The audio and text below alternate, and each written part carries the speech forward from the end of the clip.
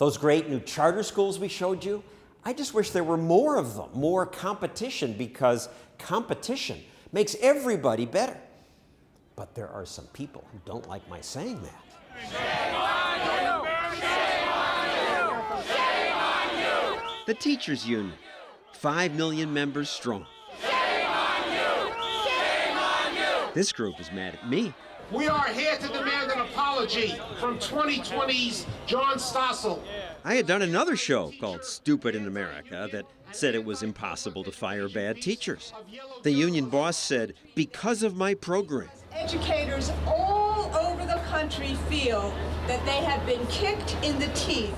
They were surprised when I came outside to hear them. The union said I should be educated. So just teach for a week. We got high schools, we got elementary school. The crowd liked the idea of me teaching for a week. Teach, teach, teach.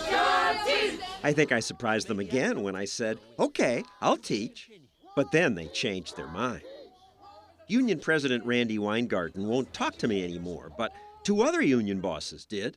Joe Del Grasso, head of Newark's Teachers Union, and Nathan Saunders of Washington, D.C.'s. City schools are terrible because of unions like yours. Well, I would disagree. We have progress as a result of unions. Save our school! 3 days before, Saunders led this protest march to complain about plans to pay teachers based on how well their students do on tests. The protesters even composed an anti-test song. Test, teaching, do the test. Work on math and English and forget about the rest. Hey! I think I know why the union doesn't like testing. Your results are awful. They're among the lowest in the nation. You make an argument that it's the lowest in the nation based upon the test scores.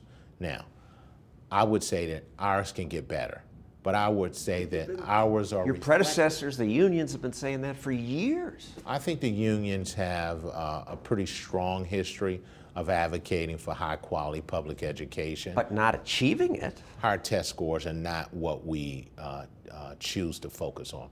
We choose to focus on teaching kids. But how do you know if they're learning anything if you don't test them and compare? I know my kids are learning when I look in their eyes. The protesters had celebrity support. Actor Matt Damon. He was asked by a woman from Reason TV about the rules that make it hard to fire union teachers. In acting, there isn't job security, right? Why isn't it like that for teachers? You think job insecurity is what makes me work hard? Well, you have an incentive to work harder, but if there's I job want to be security... an actor. It's not an incentive. That's the thing. So you take this MBA-style thinking, right? MBA style. Business school ideas. Well, yes. Charter schools, vouchers, even Obama's race to the top are based on the idea that competition's good. If kids are free to take their school money to any school, competition among schools, including for-profit chains, will force all the schools to get better or go out of business. The best schools will expand.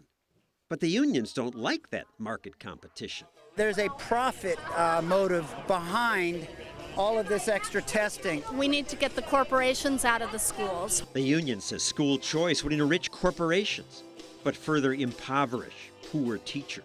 Business types of every stripe is suddenly concerned over greedy teachers and the riches that they earn. Teachers paid enough?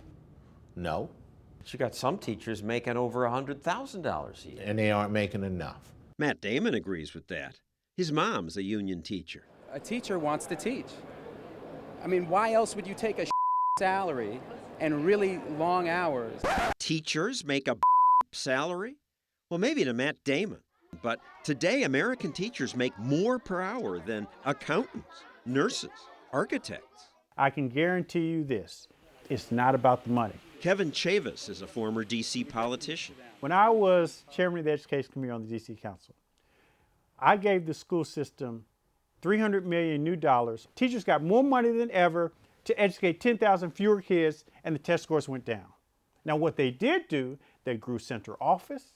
They had more deputies to the assistant, to the deputy, to the assistant. They grew the bureaucracy. And the former district chancellor, Michelle Rhee, found that the bigger bureaucracy didn't even get school supplies to the kids. walking into schools and seeing that there were no books in the library, kids didn't have supplies and pencils, and then the following week I visited the warehouse of the school district where there were boxes and boxes of books and scissors and glue. And so why didn't they get to the school? Exactly. That was the question. That why didn't they get to the school? It was just a complete and utter sense of dysfunction and a lack of accountability. It's a reason they call the school bureaucracy the blob.